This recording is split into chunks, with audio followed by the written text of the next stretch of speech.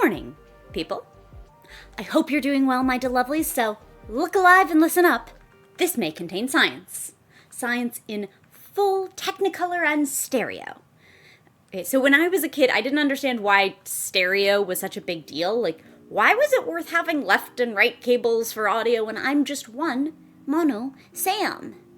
But the first time I listened to better than free airplane headphones with an actual stereo mixed track, I could actually hear the spatial illusion that stereo creates. And then when I paid attention in a movie theater with surround sound, I finally noticed that what I saw corresponded to what I was hearing. Now, with some newly published findings in the Proceedings of the National Academy of Sciences, neuroscientists are learning more about how brains might be joining those two senses together to make them stronger than the sum of their parts. Now, historically, neuroscientists have had our brain will figure it out in post concept of synthesizing visual and auditory data. Your eyes capture the data and send it to the visual cortex for processing. Your ears do the same for sound, sent to the audio cortex. The brain passes those signals back and forth for analysis, and boom, you have a spatialized visual auditory experience. And overall, this paradigm makes a whole lot of sense. There's a way of sort of solving that problem. I know if I were trying to build a brain and sensory system from scratch, that's pretty much how I think I'd do it. Now, it's easy to hand wave and the brain puts it all together part, but as we've discovered over the past few years, biology has added a couple extra steps to the system, and we're still figuring out exactly what those extra steps do. And in 2018, a Duke University research group found that the eardrums move when the eyes move. Again, the eardrums move when the eyes move. That itself is an incredibly weird and potentially radical finding. So before we go into what this same group has discovered and published now, let's talk about exactly what that first finding is all about. So the method of discovery is weird, but simple. Researchers built custom earbuds for the participants, humans and non-human primates, and in those earbuds, they ran not a speaker like usual earbuds, but a microphone. With the microphone sitting in the ear canal and sensitive enough to pick up the vibrations of the eardrum itself, participants performed a saccade with their eyes. That is, moving your eyes in one quick motion from one point to another. When participants did these eye movements, the earbud microphone picked up what researchers call eye muscle-related eardrum oscillations. Okay, so when I read this, my first thought was, does this mean I'm hearing my eyes move? Like, does the eye muscle make a noise that resonates through my brain skull and gets picked up by the eardrum or something? And no, that is unambiguously not what is happening.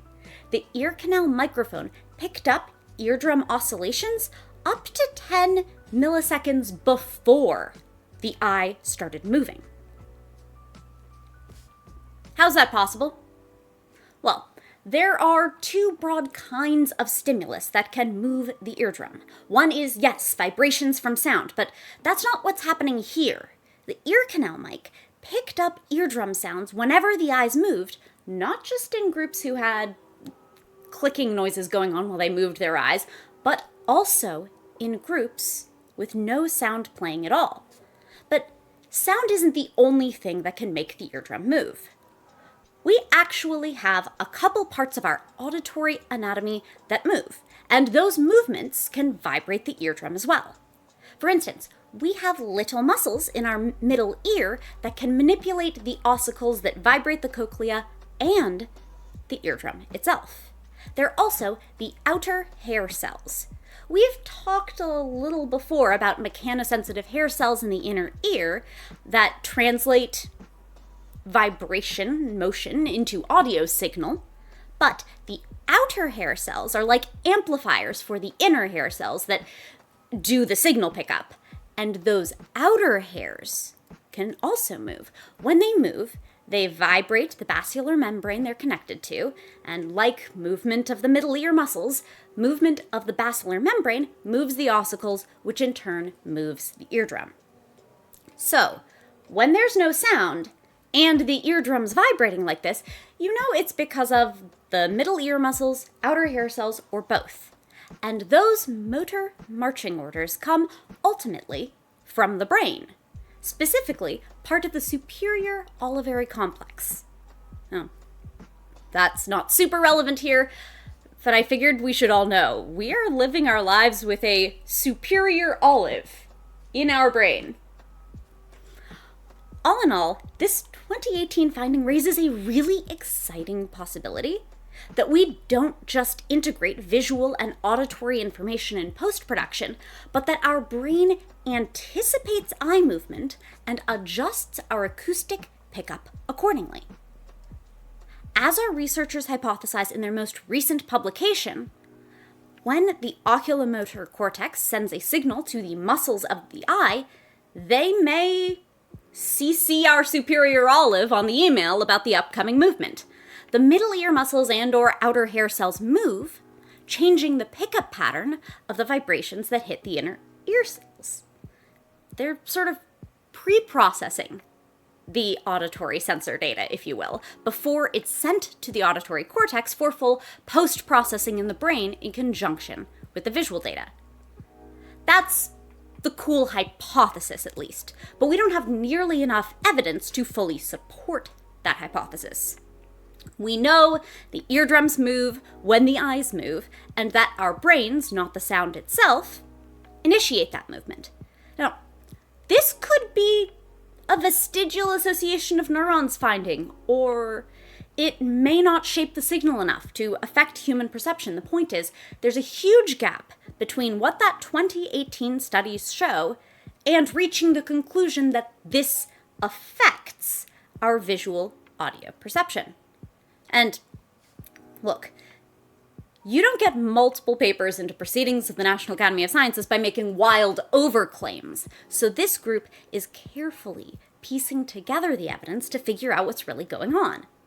And if you were heading in that direction, well, the next thing you'd want to prove is that the position of the eye somehow relates to the eye muscle-related eardrum oscillations in the auditory periphery. Like, if eye movements really provoke changes in our ear's pickup pattern, you'd expect those eardrum oscillations to be different if you moved your eyes a little to the left and down versus a lot to the right and up, wouldn't you? Well, the 2018 paper gave us a hint that this was possible. I mentioned before that the ear canal microphone picked up eardrum oscillations 10 milliseconds before the eyes move. Well, that was from a positive deflection picked up on the microphone, followed by a negative deflection when the eyes moved away from the ear being recorded. When the eyes moved toward the ear being recorded, the microphone's signal followed the opposite pattern, initially a negative deflection followed by positive, and all of these signals seem to have amplitude changes proportionate to the saccade. That is to say, the more extreme the eye movement, the bigger the oscillations in the eardrum.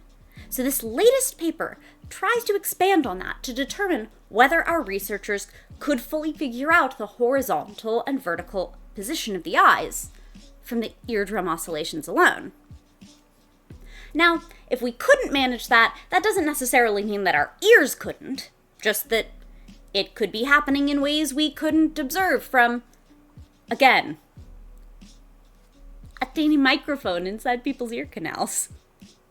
As the researchers point out, microphones are imperfect tools to gather information about what's going on. The microphone itself is built to pick up oscillatory signal, but that doesn't mean the eardrum's even oscillating. It could be the middle ear muscles move and sustain a position, a quote, ramp and hold, much like the saccade eye movement itself, which moves and then stops when it gets to the destination. But oscillation patterns are just what our instruments can detect.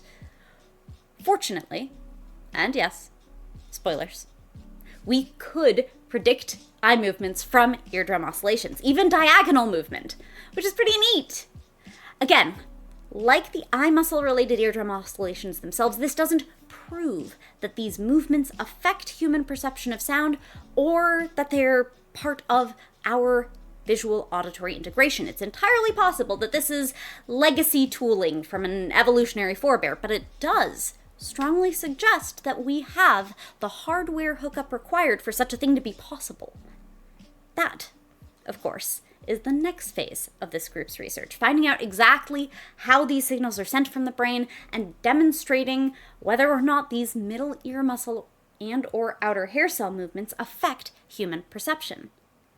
Interestingly, these researchers have found inter-individual variability in how easy to predict an eye position is from the eye muscle related eardrum oscillations, with potential implications for human variation in sensory processing and spatialization of sound. And to think, we would never have found this if one researcher weren't weird enough to ask, hey, I wonder what would happen if we stuck a microphone in someone's ear.